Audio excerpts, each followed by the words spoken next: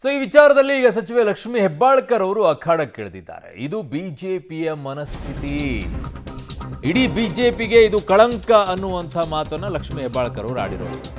ಬಿಜೆಪಿಗರು ಮಹಿಳೆಯ ಬಗ್ಗೆ ಮಾತನಾಡೋದು ಹೀಗೆ ಅನ್ನಿಸುತ್ತೆ.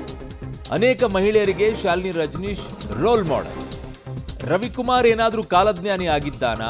ಏಕವಚನ ಪ್ರಯೋಗ ಮಾಡಿದ್ದಾರೆ.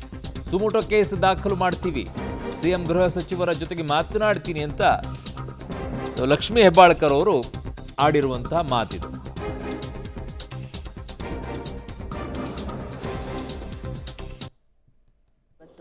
ಪರಿಷತ್ ಸದಸ್ಯ ರವಿಕುಮಾರ್ ಅವರು ಸರ್ಕಾರದ ಮುಖ್ಯ ಕಾರ್ಯದರ್ಶಿ ಅವರ ವಿಚಾರದಲ್ಲಿ ಆಕ್ಷೇಪಾರ್ಹವಾದ ಹೇಳಿಕೆಯನ್ನು ಕೊಟ್ಟಿದ್ದಾರೆ ಒಂದು ವಿವಾದ ಆಗಿ ದೂರು ಕೂಡ ದಾಖಲಾಗಿದೆ. ಇದ್ರ ಬಗ್ಗೆ ಮಾತಾಡಲಿಕ್ಕೆ ಮಹಿಳಾ ಮತ್ತು ಮಕ್ಕಳ ಇಲಾಖೆ ಸಚಿವರು ಕೂಡ ಆಗಿರ್ತಕ್ಕಂಥ ಲಕ್ಷ್ಮಿ ಹೆಬ್ಬಾಳ್ಕರ್ ಅವರು ನಮ್ಮ ಜೊತೆಗಿದ್ದಾರೆ. ಮೇಡಮ್, ಮೊದಲನೇದಾಗಿ ರವಿಕುಮಾರ್ MLC ಅವರು BJP ಅವರು ಚೀಫ್ ಸೆಕ್ರೆಟರಿ ಅವರು ಮಹಿಳಾ ಅಧಿಕಾರಿಯವರ ವಿಚಾರದ ಒಂದು ಆಕ್ಷೇಪಾರ್ಹವಾದ ಮಾತಾಡಿದ್ದು ದೊಡ್ಡ ವಿವಾದವಾಗಿದೆ. ನೋಡಿ, BJPಯವರ ಮನಸ್ಥಿತಿ, ಮನಸ್ಮೃತಿ ಇದು ಎದ್ದು ಕಾಣಿಸುತ್ತೆ ನನಗೆ. BJPಯವರು ಈ ರೀತಿ ಮಾತನಾಡ್ತಾರೆ ಅಂತಂದ್ರೇನು ಹೊಸದೇನಲ್ಲ ಮತ್ತು ಆಶ್ಚರ್ಯನೂ ಅನಿಸೋದಿಲ್ಲ.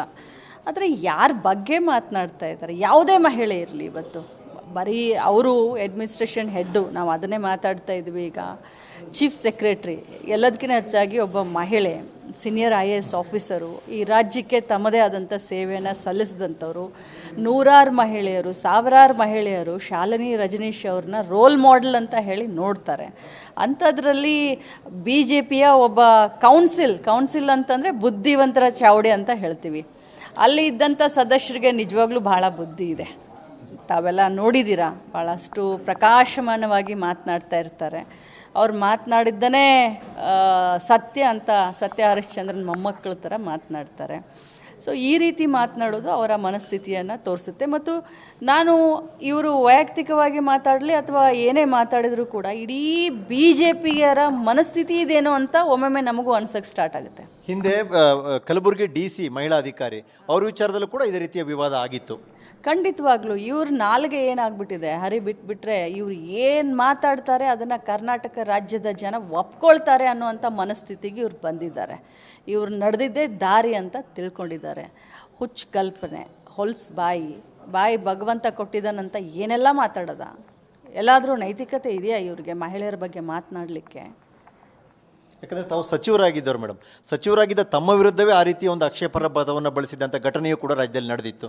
ಆನಂತರ ಈಗ ಇಬ್ಬರು ಮಹಿಳಾಧಿಕಾರಿಗಳ ವಿಚಾರದಲ್ಲಿ ವ್ಯಕ್ತಿ ಬೇರೆ ಇರ್ಬೋದು, ಆ ರೀತಿ ನಡೀತದೆ. ಅಂದರೆ ನಿರಂತರವಾಗಿ ಅದೇ ಆ ಥರನೇ ಯಾಕೆ ಗುರಿ ಆಗುತ್ತೆ ಅಂತ?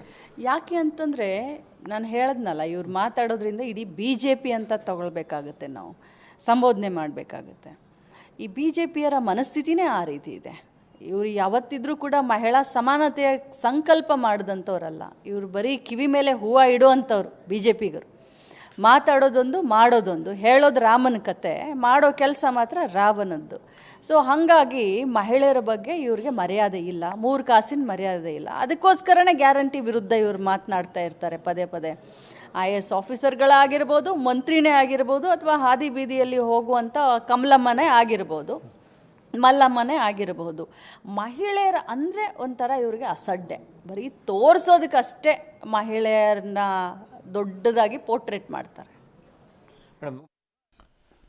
ಸೊ ಈಗ ಈ ವಿಚಾರ ಈಗ ಈ ಹಂತಕ್ಕೆ ಹೋಗಿ ತಲುಪ್ತಾ ಇದೆ.